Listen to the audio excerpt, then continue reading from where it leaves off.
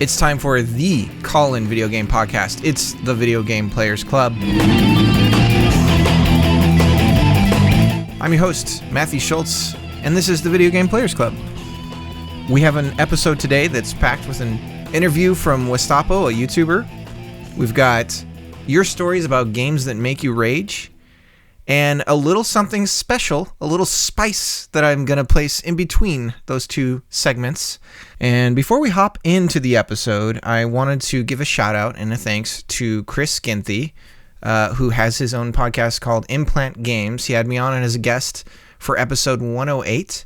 We talked about the Nintendo Switch, and I just want to say thanks for having me on, Chris, and you guys should certainly check that out.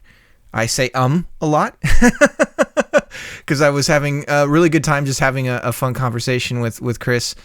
His YouTube channel is Implant Games. He has a breadth of knowledge that far surpasses anything I could ever attempt to reach, and he's well-versed in these games. He plays them. He produces 3 videos a week. So like I said, games that make you rage, that's this week's topic. And this is a call-in podcast. And how do you call? Well, you can call Video Game Players Club in Skype, all one word, or you can actually dial 1-805-351-2582. If you don't have to worry about long distance, most modern cell phone services, you don't have to worry about it, but you can call that number. Either one will get you in to the lines. This isn't a live show, but we have a weekly topic. I'm going to give you next week's topic later in the episode, but if you actually call right now, if you're listening to this episode right now and you call in, you're going to hear next week's topic. When you call in, you'll hear my voice. I'll give the topic, and then you can leave a message and give us your story if you have one. So what games, what situations, what setting gets you to rage about a game? Everyone's got a story about a game that makes them rage. And I actually had to delay this episode because nobody had any stories that made them rage for some reason. And I made a plea. I put a plea out on Twitter, VG Players Club on Twitter if you want to follow me there. And I said, please, I need stories. I didn't get any. That's why the episode's delayed by a week. So we got some, and we got some good ones. And the first one I'm going to jump into is basic rage-inducing factor, which is a game that is just too hard. And this story comes from Brazzle, the gamer, a YouTuber. Check him out. Let's go. Hey, Matt, it's Brazzle, Brazzle the gamer. The game that makes me rage the most, or made me rage the most, the one that I always think of, is freaking Super Mario Brothers Lost Levels. That game is unnecessarily hard. It is just so damn difficult, and every time I play it, it just never fails. I lose my shit. The only way they could probably make that game less rage-inducing, or they could have, is just some of the jumps are just ridiculously hard to pull off. And I think had they had fixed a little bit of the platforming and made the platforming just a tad bit easier, I mean, you can still make the game challenging. But, oh man, I think there was one time, when I was a kid, I was playing it, and I smacked the crap out of my brother because I was having a hard time, and he crept up behind me and yelled at me or something just to, spook me or freak me out because I'm playing the game, and I just, slapped him as he was running away. So that was pretty funny. Looking back on it, I don't think it was funny at the time. I'm pretty sure I had trouble. But yeah, whenever I was doing my video for it on my channel, it was just making me so mad. So that's my game that makes me rage. Later. Super Mario, the Lost Levels as we know it, and everyone knows this story. If you're a gamer and you watch any videos or you know anything about gaming history, you most likely know the story about how Mario 2 in the US isn't Mario 2 really.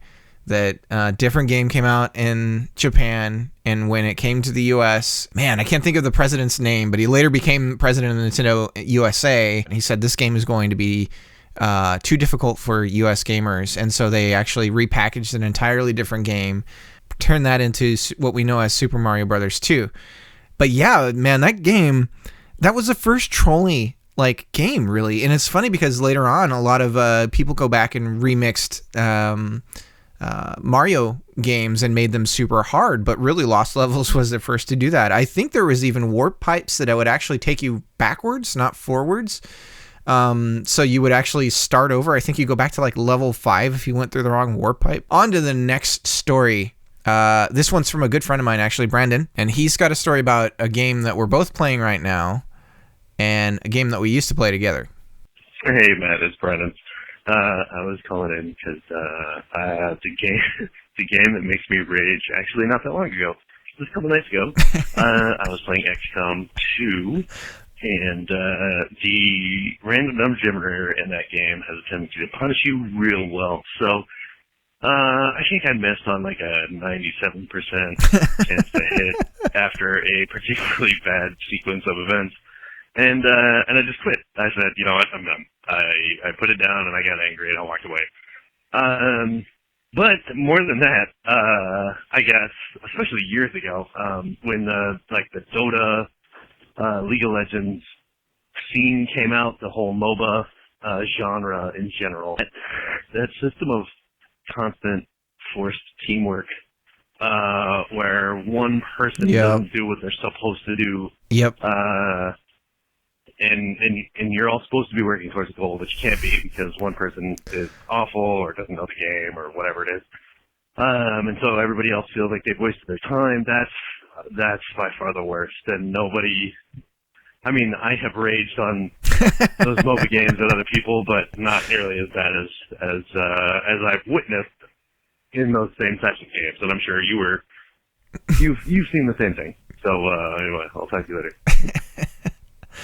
So XCOM 2, notorious for its very inaccurate random numbers.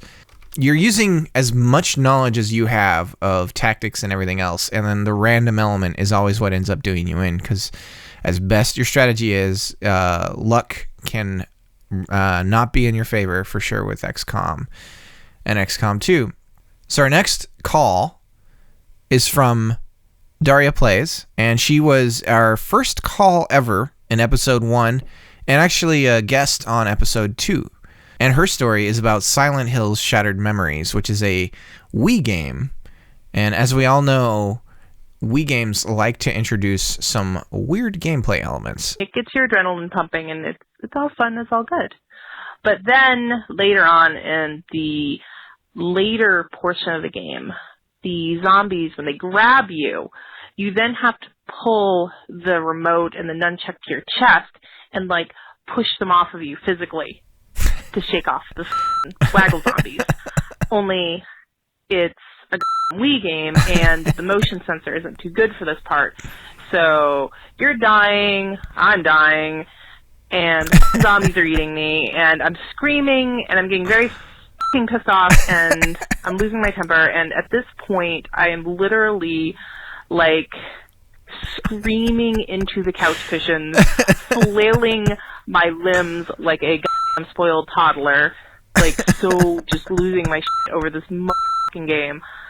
That I absolutely love, by the way. I would wholeheartedly recommend playing it, but damn, is that game frustrating. Anyway, this is my story, and have a great day. I love that it's something that's so frustrating. It's like, but I love the game. So if you ever want to know what frustration is play the boxing Wii Sports game with my wife, and you will never win. And I don't understand how she does it, because she just flails, and it's just the right inputs for that game to be where you have no chance. There is nothing you can do. You cannot introduce any strategy into it, because she's going to wail on you in that boxing game, and there's no hope. There's just no way. That's funny. I've got to check that game out, because I've heard a couple of people mention that game, Silent Hill's Shattered Memories. I've got to add that to the list. So once again, you can call in for next week's topic on Skype. It's Video Game Players Club, or you can dial 1-805-351-2582, and next week's topic will be introduced in just a moment. Stay tuned. So next up, we have a call from a friend of Westapo, who I interviewed, and you'll have that in a little bit in this episode. But he has a story, and this is more about So you've got gameplay that can make you rage. You've got difficulty that can make you rage. You've got controls that can make you rage. This is more about the game and a character in it. Hey, my name's John, and my buddy Wes told me to call and give you a story. Hopefully I'm not too late for the podcast, but anyway, I remember a game that made me rage. This was about probably 15, 20 years ago, playing Diddy Kong Racing, trying to unlock TT, and doing the time trials with him. That was angrifying, to put it mildly. You'd go in, try to unlock TT, and his voice was what really put you over the edge. Because he's like, I'm TT, la la. He was so happy and so aggravatingly sunshiny that you just wanted to reach through the screen and crush him with your fist, because he'd be going along and he goes, I'm TT, trying to beat my time. Like, you TT. So yeah, that's one game I remember would make me rage. So anyway, thanks a lot, and I'll check out the podcast. All right, and Wes actually mentions this as well in the interview, but it sounds like they both work together to try to unlock them. There have certainly been video game characters that have been grinding on your okay, let's say the crying baby in Super Mario World 2, right? You've got baby Mario. That's a given. Rage-inducing. To me, I guess it's not necessarily a character. Well, you've got Navi, right? A lot of people jab on Navi in Ocarina of Time, and then you've got the beeping in pretty much any, like Super Metroid, the beeping in Super Metroid, and any of the Zelda games when your hearts are low enough, that can just make you want to explode in rage. So I put out a call for calls on YouTube as well, and I didn't get any calls, I don't think, directly from my YouTube requests, but I did get 2 messages from longtime viewers. Abdullah says that Ninja Gaiden and just a raging red face, or is it? It's Ninja Gaiden. Is that it? Oh gosh. Oh no. Oh god. I'm losing street cred right now. But yeah, just a rage face, and that game's notoriously difficult and changes the rules of play near the end, which isn't cool and totally unfair. And then the completionist, he says, oh, this is nice. Hey Cricket, Hawaii called, they want their shirt back. So that's a good jab there, mister. That's from the last episode what I was wearing. I have some games that give me a ton of frustration, such as Donkey Kong Country 2 and Kingdom Hearts Birth by Sleep. Donkey Kong, man, for me, it's always the rail cart stages, especially on Donkey Kong, the first Donkey Kong, man. Very reminiscent of the third stage in Battletoads, with the amount of memorization involved and trying to make that something you can actually get through. Rage. So many stories of rage. This is about a game that makes you rage just because it's that awful. And this will tie into my own personal rage story. I'll bring that in after this. Hey, Matt, this is Derek from Gaming Rebellion. There's a bunch of games that made me rage because it's really not a hard thing to do. But the one that sticks in my mind most recently was on some stream a few months ago. Might have been the charity stream GR did. I played Action 52 on Genesis. Most of the games weren't hard. They were in such a terrible show of a state. They barely qualified as games, and the more I played, the worse it got. And I just got so mad that I was thinking, somebody released this for $200, and people bought it. And every game was just like a proof of concept you'd see from some guy who took a 3-week coding course saying, check out my indie game, up on Greenlight now. And it's just, how do you release games that freaking terrible and sleep at night? Thanks for having me on. Oh, Derek. What do you get when you're crossing out with a bungee cord? What? My What? It doesn't even make any sense. So, I have my Mystic Quest story, which I gave last week. And during that same time, I got another really cheap game one time when I think it was again when we went to Kmart, and I had the choice. It was like, I've got 20, you know, my mom had $20 and the games were $20 and they were super cheap. Got to be high quality, right? Not back then. No, sir. So the game I picked up was for the Super NES. I was big into basketball at the time. Basketball was like in mainstream, everyone's blood almost. And so I wasn't knowledgeable of the sport, but I loved watching it, and I knew the Bulls, and it was like Bulls versus Blazers. This is gonna rock. I loved NBA Jam. This is gonna be so cool. That game is impossible, and you can foul sneezing. You can foul just whenever you're doing anything. It's like, the other player has the ball. I'm gonna walk. You know, I'm gonna run by him. Foul. You shoot, foul. The game is so frustratingly accurate in its representation of the rules of basketball. Like, to steal the ball, you've got to press the button at precisely the right frame in order to be able to swipe the ball and not foul the player.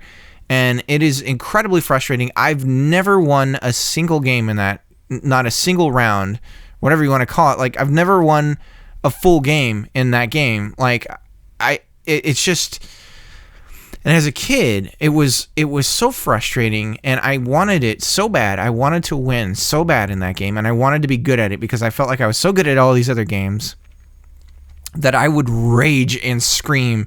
And it was the only game that made me throw my controller, and I was the right age for that, I think, to be just so frustrated by it and need the win so bad, and I could never get it with that game.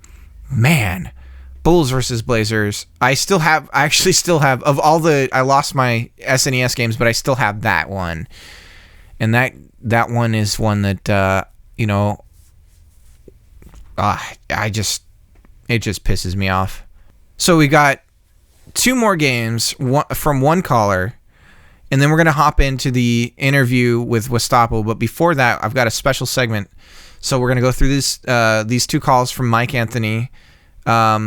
Oh, by the way, I didn't mention Gaming Rebellion. Derek's a writer for that and an editor, and so's Brazzle Gamer, and that's a website that hosts this podcast, and you should definitely check it out. It's gamingrebellion.com.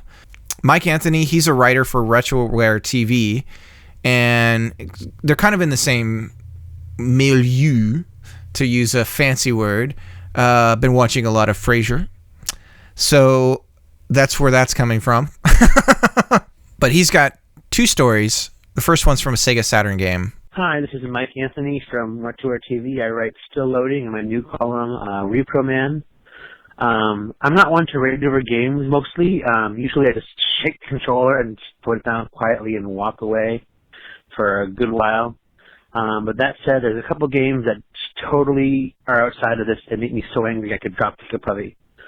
There's one I just love on a lot of levels that's worth mentioning, and there's one I just cannot stand. The first one that I really love is Enemy Zero for the Sega Saturn. It's really unique, it's creative, it's kind of subversive in how it does some things. I like all that. Enemies are invisible to the point where you have to detect them via sound chimes, like high pitch, medium pitch, low pitch is where they are around you, and how fast it is depends on like how close it is to you. That sounds and that's cool. kind of scary, and that's hard, but, that's manageable. But when you add in a gun that has delay every time you shoot it, that makes it harder. It's a lot harder. And then when you add a gun that has limited shots that you can only hold before you need to charge it, that makes it a lot harder. And then when the charging rooms are only scattered across this labyrinthian spaceship, it's a thing. And then, that'd be fine if you go back and redo your saves, but the saves and loading have, like, this weird point system. So to save costs 2 points, to load costs 3 points, and you only have 60 or 90 save points the whole game. So it's just incredibly difficult. Every time I start this game, I get super into it, and I just have a huge battle, get really far into it. There's just a point afterwards where there's just so much at stake to keep going and keep going well. So when you die, because these enemies are invisible, they can creep up on you, and if you don't time it right, you're doomed, and you have to start over by like 2 hours because you don't want to save again. It's the only game that's ever made me like unplug a controller and chuck it across the room, and that's surprising because usually, like I said, I don't do that. The other game is another Saturn game. It's called Virtual Hide-Lie. And if you play the other Hide-Lie games and not like them, you're not going to like this one either because it's Who likes just that? as bad. Yeah. Maybe worse in some levels. When I got a Saturn in 2006 used, I had Daytona USA and Virtual Hide-Lie with it, so I decided I'll play through the end. I only have 2 games and can't afford many more for a while. That was a mistake. Everything in this game is just designed terribly. You move at like 4 frames a second. You have there's randomized areas, but only on an overworld, so it doesn't really matter where you go.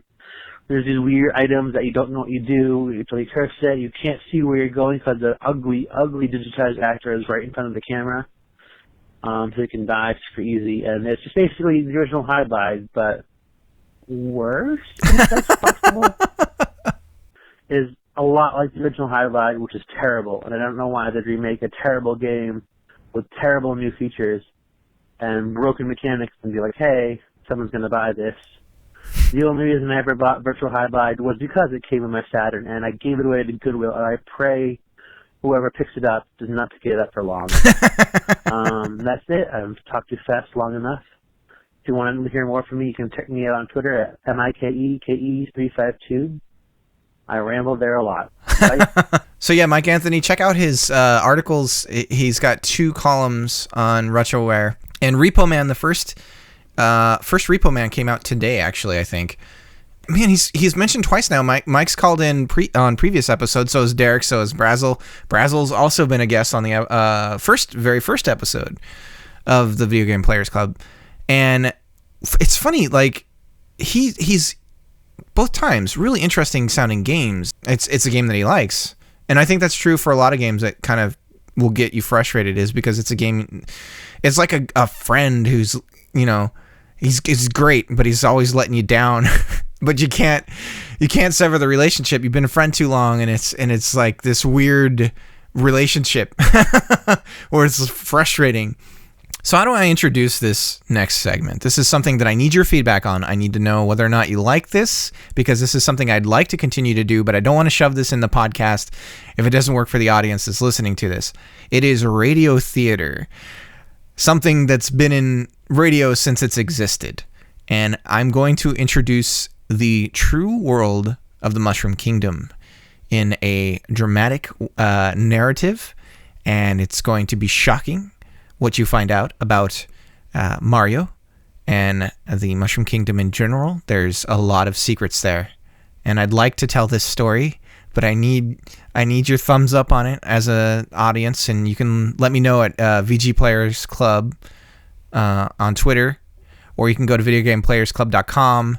But I need to know that this is something I should do or not. So let's go to the first ever Video Game Players Club radio theater. It's time for the thrilling spectacle, the chilling suspense, and the blood-curdling horror of the Video Game Players Club Theater.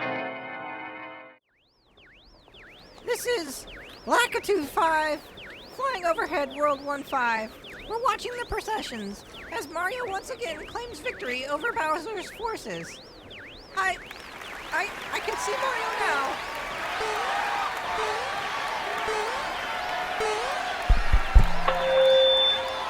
It's me, Ma! Something's happened! There's been an explosion! I've never seen such horror! There's toadstool everywhere! It looks like a bombing! Alright, that was it. It's short, and it's always going to be short, but it'll stitch together into one mega radio drama moment that maybe I'll slice together into a single special edition of the Video Game Players Club, where it's just 30 minutes of this radio drama. So if you want to listen to it with your kids or something like that, I don't know if you would, but really curious what you think about this idea, and I'm gonna keep this going, but I need your feedback. Let me know what you think. So next week's topic is sibling gaming. gaming with a brother or a sister, or maybe you had multiple siblings. Stories about gaming as a younger sibling or an older one. Stories about unplugged controllers or somebody figuring out how to use the second player controller in Duck Hunt. If you are somebody who's not an only child, we've all got these stories about experiences playing with older or younger siblings, and maybe the fights that sort of happened or the games that bring back the most memories of playing with a family member, and sort of the good and the bad of all that. This could be any story, but stories about gaming as a sibling, the unique aspects of that. I want to hear about it. We've all got something like that if we're not an only child.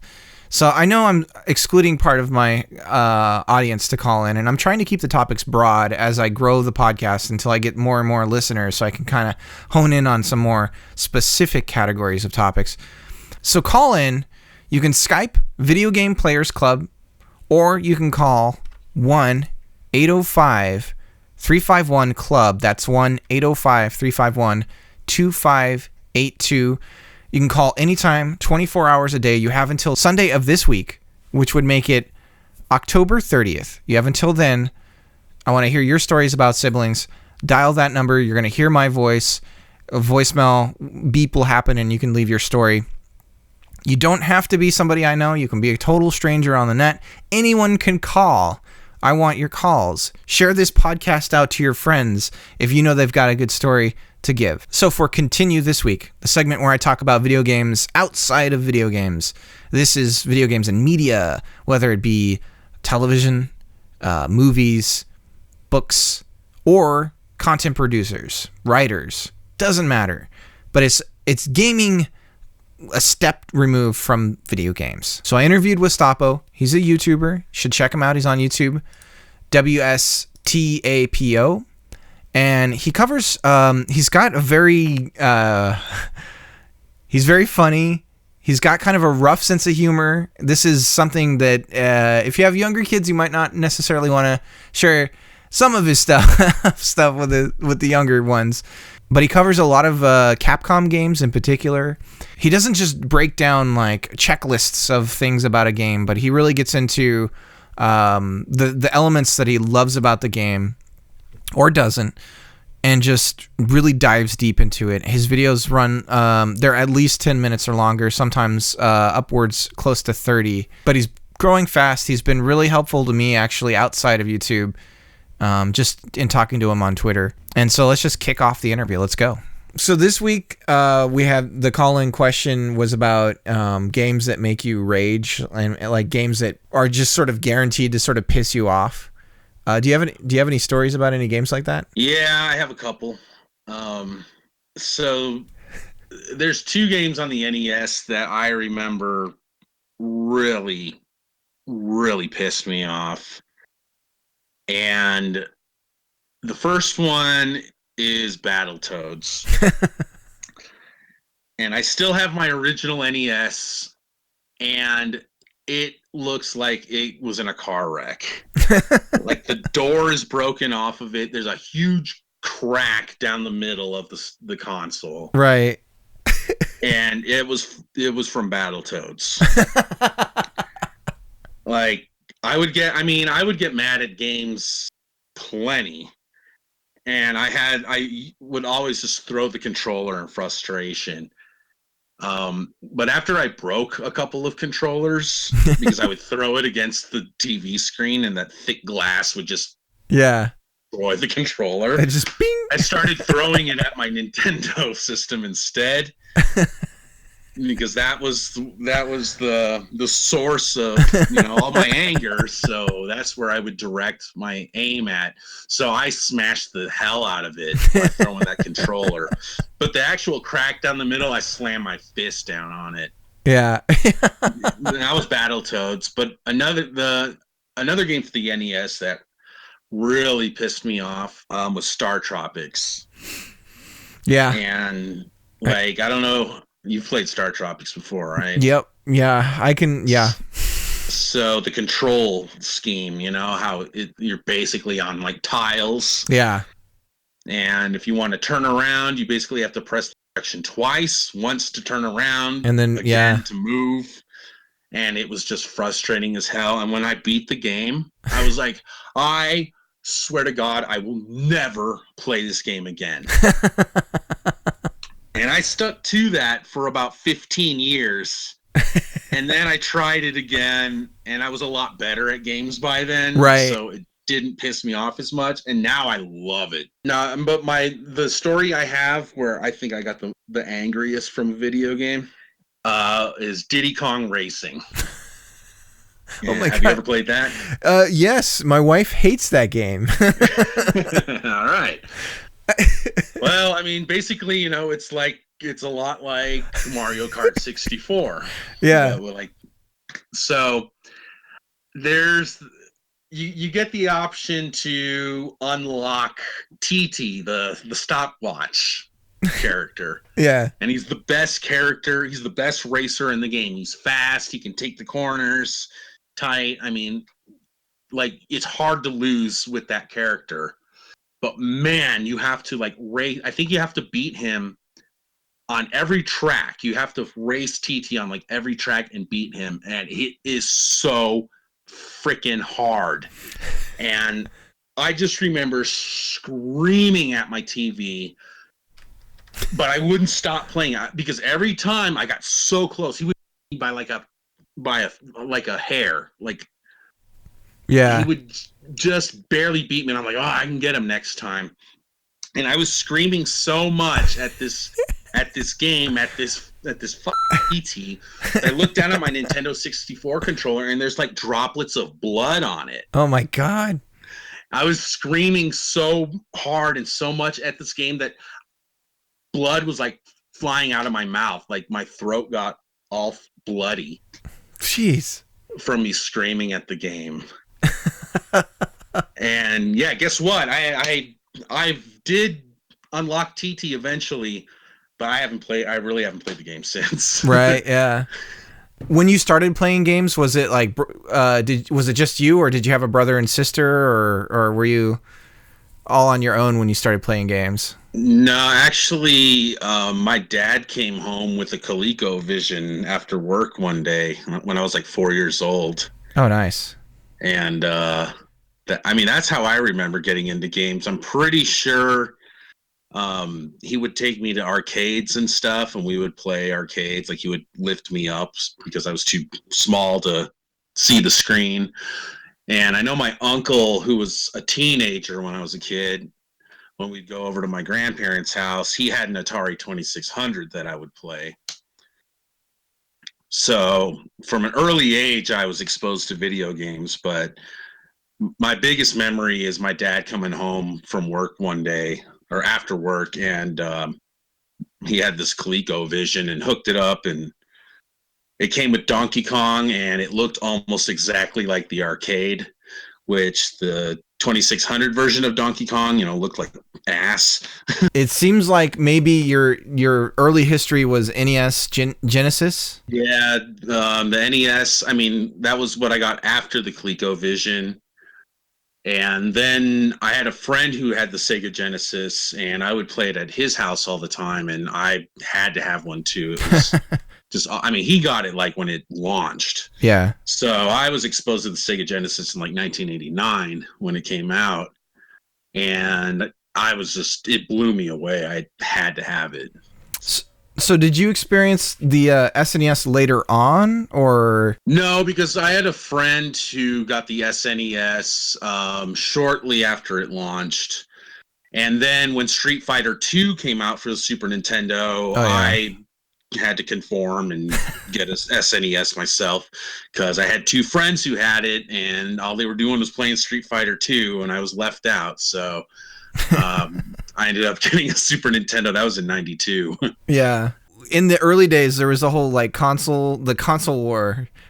Everyone in that age group fought in the console wars. But did you really care when you were young? Was it did you talk about the Super Nintendo versus the Genesis or anything like that? Oh yeah. Like because I had the Sega Genesis before I had the Super Nintendo, so of course I was a Sega fanboy. And then I had a friend who got the Super Nintendo shortly after it came out. So he had the SNES, I had the Genesis. And yeah, we would always like bicker over what was better. And he'd always be like, oh, mine's got mode 7. And, and I'd be like, well, mine doesn't slow down. I don't have to slow down on my games. Do you try to keep track of what you've collected and what you haven't played versus what you have? Yeah, I mean, I want to play everything I get. I don't collect games just to collect them. Right. That kind of annoys me with some people, like people I know too. They'll spend all this crazy money to buy all these games just to sit on a shelf, and I'm like, damn, dude, someone who actually wants to play the game should have that. Not yeah. One other thing I noticed was that you definitely focus on Capcom a lot. Or you I don't know if you've noticed that even, but is that is that a publisher that I guess tell me a story about how you came to love Capcom games so much. Well, I mean, I don't know. Like just from an early age, the games really stuck out to me. The first time I ever played the Nintendo, it was a neighbor who lived across the street. He had it, and he had 1942 and Commando. Yeah. And I played those. I mean, those were some of the first NES games I had ever played. And then the second NES game I ever got was Ghosts and Goblins. Yeah. And I mean, it was freaking hard, and it was hard to enjoy because it was so difficult. But I had a friend who, when he got the Nintendo, because I was the first of all my friends, all my close friends to get the Nintendo. I had a friend who, I think he was the second one who got the Nintendo out of my group. And he loved the Capcom games, but he started renting them. I remember the very first game we ever rented was Gunsmoke. Yeah. And like I thought it was crazy that you could even rent video games. It was like insane. That was like back in, I think it was 1988. Yeah. And it was so cool that you could rent games. After he rented that, like he started to just, if it was a Capcom game, he would get it, and then I would play them. So he had like 1943, he had Legendary Wings. Yeah. And those are some of my all-time favorites, but I think it was Bionic Commando that really got me, that really opened my eyes to Capcom, and I was just like, holy shit, these guys make some fantastic games. And then Mega Man 2. Right. And I mean, and then they came out with Street Fighter 2. All their arcades were all Strider, the arcade was awesome. Super Ghouls and Ghosts. And that was one of the first games that came out on the Genesis. And then later on, Resident Evil. I mean, they're by far my favorite publisher. I mean, and Konami's right up there too. Do you have any arcade-related stories? So my freshman year of high school, I had third period was open. And it was like the worst period to have open because it was like I still had another period before lunch. Right. But it was after like the first two periods in the morning. And it was just like, what do I do with this 45 minutes? It was just ridiculous. So there was a 7-Eleven nearby the high school. Yeah. And I would just leave and go kill some time. And they had another Capcom arcade, Knights of the Round, in there. Yeah. And I went in there with two other friends, and we're playing. And I have a filthy mouth, and I'm playing the game, and all of a sudden the power cuts out to the arcade, and I'm like, "What the fuck?" And the clerk is just like, "If you guys can't speak like gentlemen, you're not going to be playing any games in here." And he basically kicked us out because I was cursing so much at the game. What's your least favorite Resident Evil? Like numbered title, let's just say. Let's stick with that. Resident Evil 2. Really? That's interesting. Because then you, in one of your videos, I feel like you said you skipped 1 for a bit, got through 2 and 3, and then came back to 1. Yeah, that was Resident Evil 1. 1, yeah. So what makes it one of your least favorite? I don't know, man. It was more of the same of Resident Evil. It was very similar to Resident Evil 1. Yeah. I felt like it was less scary. It was definitely less scary. It wasn't as hard. And that's good and bad, I guess. Yeah, yeah. But like I thought it was pretty easy. I got through the game fairly quickly. It wasn't very long. And I don't know, man. It just felt too similar to Resident Evil 1. Right. And whenever there's a game, a movie, music, a book, whatever, where there's two in the series and they're very similar to each other, I always like the first one I was exposed to. Right. Yeah. And that's kind of how I feel with Resident Evil 2. Yeah. I don't know. Since I replayed it, though, for my video that I'm releasing on Monday, Yeah. I have a new appreciation for it because I only played through Leon's campaign. Oh. I never completed Claire's. Like, I started it, but I never finished it. This time I played through both of them. And I was like, I get it now. I get it. But it's still my least favorite. Right, yeah. What motivated you, or why did you decide to create a YouTube channel? Well, I was over at a friend's house one day, and he was all into watching video game videos on YouTube. I didn't even know they existed. Well, that's not true. I did watch a few videos whenever I was looking for a game and wanted more info, and I would Google it and it would pop up. Yeah. You know, YouTube. Usually it was Classic Game Room. Right. And, you know, if you've seen his videos, they're pretty basic, but you get to see what the game is about. He tells you a little bit about it. And, you know, that's basically what I thought YouTube videos on video games was all about. But then I went over to a friend's house and he put on some Game Sack, and it was like a TV show. And then the Game Chasers too, he put that on, and it was like a TV show, but about video games. And I was like, oh man, this is sweet. And he was actually making videos for his own channel. He had like a gaming group. Yeah. But his videos were really amateur, like they weren't very good. Right. And he showed me some of his, and I was like, man, I could do way better than this. Right. So he started encouraging. He's like, well, you should make some videos for our group. And I was just like, okay, you know, like I had no experience, nothing. I barely know how to work a computer. Right. Like, I don't know what the hell I'm doing. So he helped me out a lot with it. But then I started getting more into the YouTube videos, watching them, you know, getting ideas, and just a lot of it was just like, man, dude, I'm not getting the information that I want. Right. Watching these videos. Yeah. So basically I'm just like, I'm going to make the videos that I'm looking for, and they don't exist. Right. I don't know if it wasn't really clear to me, but did you get into actually playing pinball, or is it mostly playing pinball like video games? Well, I never played pinball games really when I would go to arcades, because if I'm going to spend money on a game, I want to be playing it on a screen and, you know, all that good stuff. Yeah.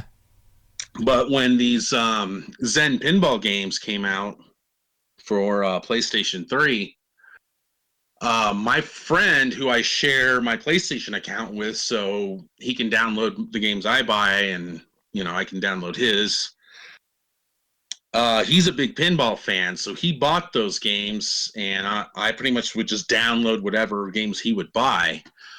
And when the tables are franchises that I love, like Spider-Man and Star Wars and South Park, yeah, I can't. How can I resist? You know? Yeah. And they're so faithful to the series that it just sucks you in. And then the tape on those games, the tables have instructions and tell you exactly how to rack up points, what you need to do. Right. Yeah. And I was just like, wow, this actually takes strategy. Yeah. Yeah. And it gets addicting. I get hooked. I got hooked on them. Yeah. So, like, yeah, I have a deeper appreciation for pinball for sure now because of those Zen pinball games. Yeah. So do you have like soul food games? Like, do you have games that there's like the games that you always go back to and play? I have games that I play pretty regularly, like Castlevania, Contra, Mike Tyson's Punch-Out. Yeah. Those are games I can pop in at any time. So how can people reach you? Well, you can just check out my YouTube channel. It's simply titled Westapo. It's Westapo. On Twitter, it's at Westapo666, I guess is the tag or whatever. And then I also have a page on Facebook. So pretty much Westapo everywhere. Then that should bring you up. I want to thank you for being on. Yeah, for sure. Thanks for having me. Cool, Wes. All right, that's it for this episode. Please let me know what you think of the Video Game Players Club radio theater. You can reach me at VG Players Club on Twitter, or you can go to VideoGamePlayersClub.com or find Video Game Players Club on YouTube. Don't forget to call into the show. If you don't have any stories, I'd encourage you to tell your friends, tell your mothers, tell your sisters and brothers, tell them to call in and give their stories about being a sibling gamer. And I will see you next week.